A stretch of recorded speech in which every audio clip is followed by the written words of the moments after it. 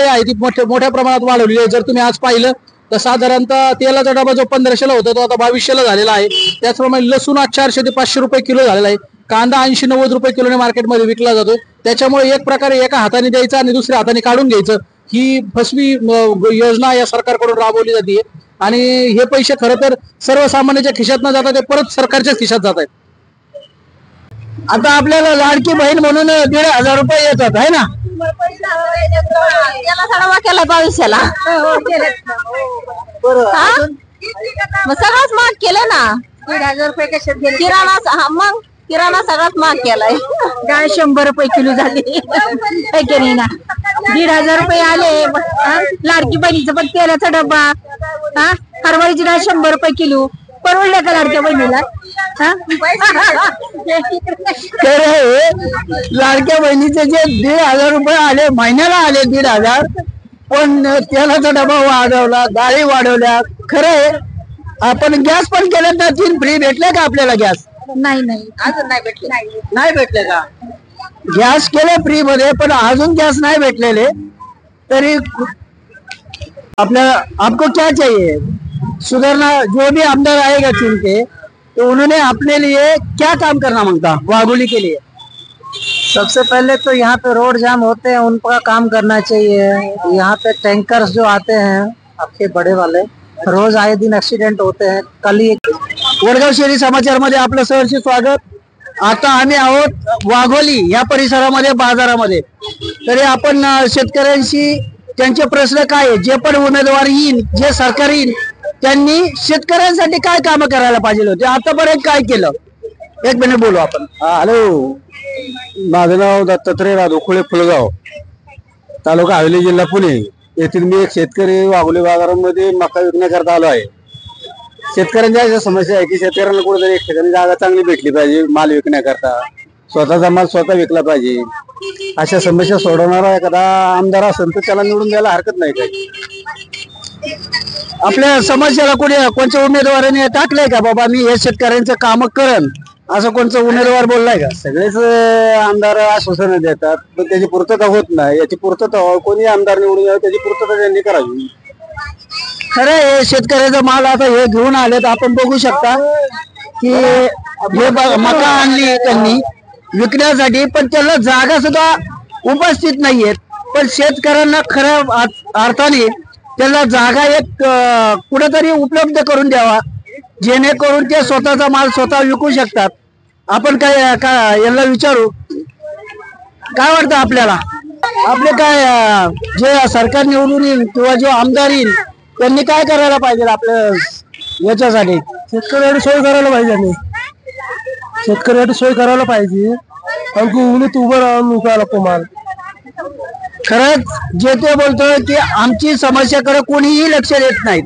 जे उमेदवार येतो फक्त आश्वासन देतो पण त्याची पूर्तता होत नाही। तर खऱ्या अर्थाने शेतकऱ्यांची जी समस्या आहे ही सोडवायला पाहिजे असं प्रत्येकाचं मत आहे। मावशी जो उमेदवार निवडून येईल आमदार आपण मतदान करणारच आहेत काय पण त्यांनी आपल्यासाठी काय करायला पाहिजे? काय करायला पाहिजे? त्यांनी दिलं पाहिजे ना आपल्याला सगळं सोयी शेतकऱ्यांना योग्य दर दिला पाहिजे मालाला। आता आपल्याला लाडकी बहीण म्हणून 1500 रुपये येतात आहे ना। त्याला सडवा केला 2200ला मग सगळंच महाग केलं ना। 1500 रुपये कशात गेले? किराणा मग किराणा सगळ्यात महाग केलाय। डाळ 100 रुपये किलो झाली की नाही ना। 1500 रुपये आले लाडकी बहिणीचं पण तेलाचा डब्बा हरभऱ्याची डाळ 100 रुपये किलो परवडलं का लाडक्या बहिणीला? लाडक्या बहिणीचे जे 1500 रुपये आले महिन्याला आले 1500 पण तेलाचा डबा वाढवला डाळी वाढवल्या। खरं आहे आपण गॅस पण केलं तर 3 फ्री भेटले का आपल्याला? गॅस नाही अजून नाही भेटले। नाही भेटले का? गॅस केले फ्री मध्ये पण अजून गॅस नाही भेटलेले तरी आपले काय बोलू शकतात का? आजी जे निवडून येते सरकार येईल त्यांनी काय करायला पाहिजे आपल्यासाठी? सरकारने काय करायला पाहिजे आपल्यासाठी? काय करायचं? तुमची सुधारणा काय व्हायला पाहिजे असं आहे का? हा म्हाताऱ्या माणसासाठी म्हणा या मुलांसाठी म्हणा काय करायला पाहिजे? काय करायचं आता कोण आहे ती चंद्रीनाथ कुणी जगाच काय सांगतो आता. पण काय तुम्ही आता काय विकायला आलात का? अंडी अंडी विकायला आलात. आजीला थोडं ऐकायला कमी येतंय पण तरी पण बोललेत तर नाही का नातवंडासारखेच आहेत पण प्रत्येकाने काहीतरी समस्या सोडवायला पाहिजे शेतकऱ्यांची. तरी आपण जनतेचा कौल विचारू हवा कोणाची आहे? तर मला ते असं वाटून राहिलं हे अजित पवारची जे पार्टी आहे महायुती त्याची आहे अजितदादांची. अजितदादा. का हो अजितदादांची काय म्हणजे असं जे 1,500 रुपये महिन्याला चालू केले महिलांना त्याच्यामुळे का काय इथं मोठ्या प्रमाणामध्ये जे ट्रॉफिक होती त्याची समस्या सोडवणार शिरूर आपला शास्त्री नगर मध्ये भूमिपूजन झाले त्यांचे. तिथून ते शिरूर पर्यंत उड्डाणपूल होणार आहे. बरोबर आहे. हो नाही ते ज्यावेळेस पासून या पार्टीमध्ये गेलेले आहेत अजितदादा बीजेपी म्हणजे संयुक्त पार्टी झाली देवेंद्र शिंदे आणि अजितदादांची तर त्यावेळेस पासून त्यांचं कार्य चालूच आहे आणि ते कार्य जनतेच्या दृष्टीने समाधानक वाटून राहिलं. समाधानकारक पद्धतीत आहे. आपल्याला काय वाटतं बाबा? आपण नाही दिली काय समस्या काय व्हायला? काहीच नाही. पुन्हा पेपर मध्ये वडगाव शिरी समाज है. उठून बसा. आपल्या आपको क्या चाहिए? सुधरना जो भी आमदार आएगा चुन के तो उन्होंने अपने लिए क्या काम करना मांगता वाघोली के लिए? सबसे पहले तो यहाँ पे रोड जाम होते हैं उनका काम करना चाहिए. यहाँ पे टैंकर्स जो आते हैं आपके बड़े वाले रोज आए दिन एक्सीडेंट होते हैं. कल ही एक लड़की एक्सपायर हुई है. डंपर जो होते हैं वो आए दिन मौत होती है. वो रास्ता डाइवर्ट होना चाहिए. और यहाँ शाम के टाइम आना आप देखना इस टाइम कितना जाम लग जाता है. यहाँ से पुणे सिटी जाने के लिए घंटा भर लग जाता है. तो जाम से निजात पानी चाहिए. बिजली पानी की सुविधाएं होनी चाहिए लोगों के लिए. जो अच्छा काम करेगा वो है. आपका कौन किस तरफ है? किनको चुन के लेंगे अभी तो जो सरकार चल रही थी अच्छा ही काम कर रही थी. अगर बाकी तो अब जो लोगों का रुझान है जो लोग जिसको फेवर करेंगे वो जीत के आए. धन्यवाद. या ठिकाणी तर काही सामाजिक कार्यकर्ते आहेत आपण त्यांच्याशी विचारू. ते विद्यमान जे आमदार आहेत त्यांनी वाघोलीसाठी काय कामं केलेत? खर तर तुम्हाला सांगायला आनंद होईल की आपल्या आता महाराष्ट्राच्या विधानसभाच्या निवडणुका जाहीर झाल्या आहेत आणि येणाऱ्या 20 तारखेला मतदान होतंय. तर या शिरूर हवेली विधानसभा मतदारसंघामध्ये जे विद्यमान आमदार आहेत अशोक बापू पवार यांच्या माध्यमातून या भागामध्ये खूप मोठ्या प्रमाणात भरीव काम झालेलं आहे.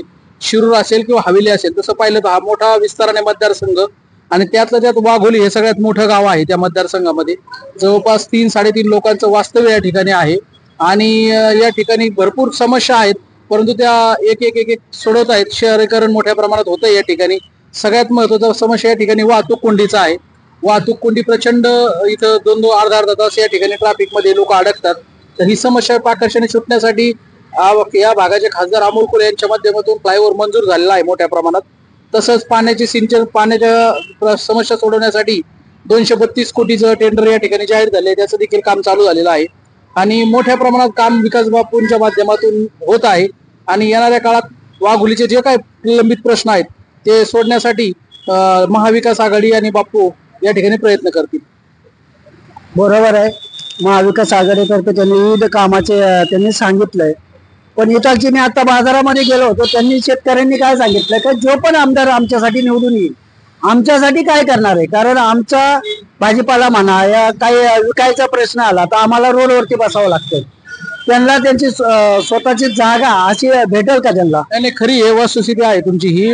शेतकऱ्यांना त्यांचं एक बाजार शेतमाल विकण्यासाठी एक व्यासपीठ आम्ही महाविकास आघाडीच्या माध्यमातून तयार करण्याचा प्रयत्न करू. तसेच डायरेक्ट शेतकरी ते ग्राहक हा माल शेतकऱ्यांचा ग्राहकाकडे पैसा पोहोचेल अशी उपाययोजना करू. ज्याप्रमाणे व्यापारी आणि दलाली कमी होऊन घेणाऱ्याला देखील तो माल स्वस्त दरात मिळेल आणि विकणाऱ्याचाही शेतकऱ्यांचाही फायदा होईल अशी तरतूद आम्ही येणाऱ्या काळात काही करणार आहोत. अशा काही योजना करणार आहोत. जे लाडकी बहीण योजना आहे बीजेपीने आणि शिवसेनेने ती तयार केली. 1500 रुपये प्रत्येक महिलाच्या खात्यामध्ये जमा झालेत. त्याचा काही इफेक्ट आपल्याला होईल का? नाही, त्याचा काही इफेक्ट होणार नाही, कारण लाडकी बहीण योजना ही दिली शेवटच्या 2 निवडणुकीच्या तोंडावरती 2-3 महिन्यासाठी दिलेली आहे आणि द्यायलाच पाहिजे. ते जनतेचेच पैसे आहेत. ज्याप्रमाणे यांनी 50 खोके एकदम ओके यांनी स्वतःचे खिशे भरून सरकार तोडफोड करून सरकार स्थापन केलं, त्याच्यातून यांना प्रचंड पैसा मिळाला. तर 1500 रुपये देत आहेत म्हणजे ते खूप कमी देत आहेत लोकांना.